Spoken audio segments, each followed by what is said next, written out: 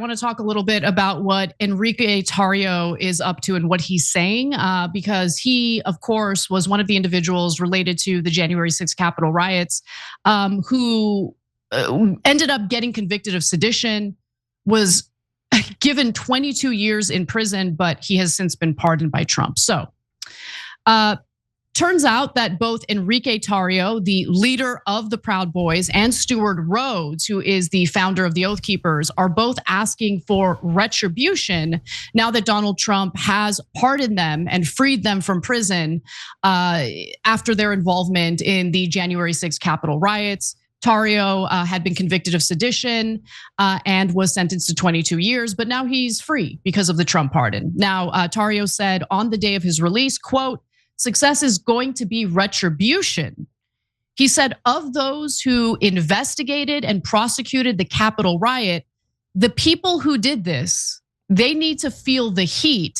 They need to be put behind bars and they need to be prosecuted. Similarly, Stewart Rhodes with the Oath Keepers says, if they committed any crimes, they should be prosecuted. The same exact system that we went through, put them through. And by the way, if any of them have committed crimes, yes, absolutely. Like there shouldn't be a two-tier justice system. But based on their framing, this is really about retribution because they don't like the fact that they were prosecuted for their role in January 6th.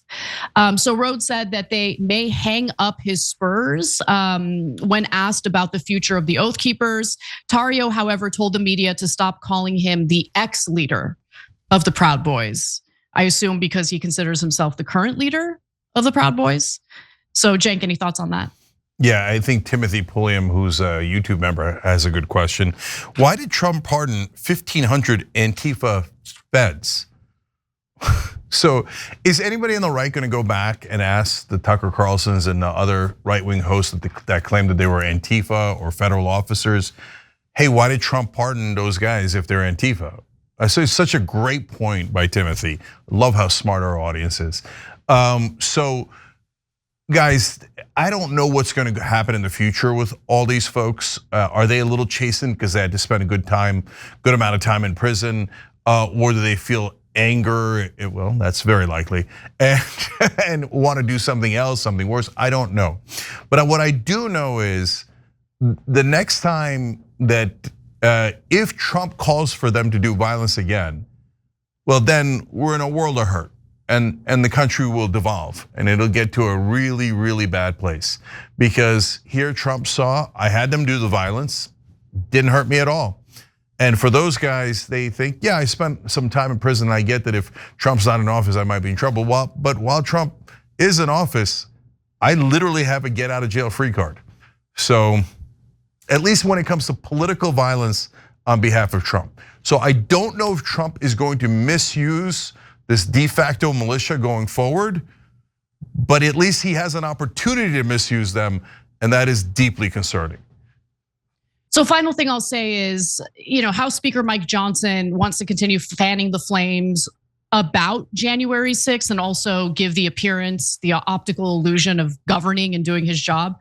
So he plans on holding hearings about how the prosecution of January 6ers went down. And he has formed this new House committee to investigate it. They're going to debunk false narratives about what happened on January 6th. But the update to that story that I think is super interesting is that according to reporting from the Washington Post, an aide to House Speaker Mike Johnson advised Republican colleagues against subpoenaing former White House aide Cassidy Hutchinson as part of their investigation into January 6, 2021 to prevent the release of sexually explicit texts that lawmakers sent her. Jesus Christ, man. Who the hell did that? Man, there are no bounds in this Congress. It is insanity. By the way, that same Speaker Johnson was asked about the Trump pardons. He said, oh, it's no big deal. It's, we're moving on. Then they asked him about the Biden pardons. He's like, now that's truly outrageous. I can't believe he did pardons. Like, brother, you're on tape. They ask you 2 questions back to back. You don't see what a jackass you look like when you say, oh, the president pardoning violent criminals who attacked the Capitol while they were chanting about murdering the vice president, and attacked police officers is no big deal. But Joe Biden's pardon of family members, etc., the worst thing that ever happened. Okay, all right. Then look, obvious hypocrite. Both sets of pardons were disastrous.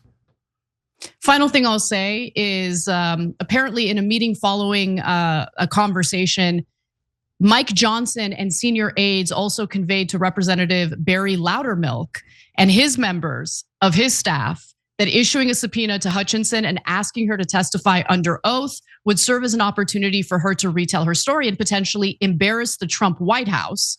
So it seems like there's actually some concern about Hutchinson being credible and having her testify again with credible allegations against Trump. But before the meeting, a Johnson aide told Loudermilk's staff that multiple colleagues had raised concerns with the Speaker's office about the potential for public disclosure of sexual texts from members. So it's not one person. There are multiple people who apparently sent her sexual texts. And these were sexual texts from members who were trying to engage in sexual favors with Hutchinson. DC sounds like such a great place, doesn't it? It's disgusting. It's unbelievable. Jesus. She's testifying against Trump and presumably hence against Republicans at this point. And these morons send her sex texts. You don't think she might release those and reveal those? But they're so unbelievably stupid. But remember, almost all the national politicians are picked to be stupid because the donors don't want them thinking for themselves. They want them to be dumbasses who just take orders. So that's why we have the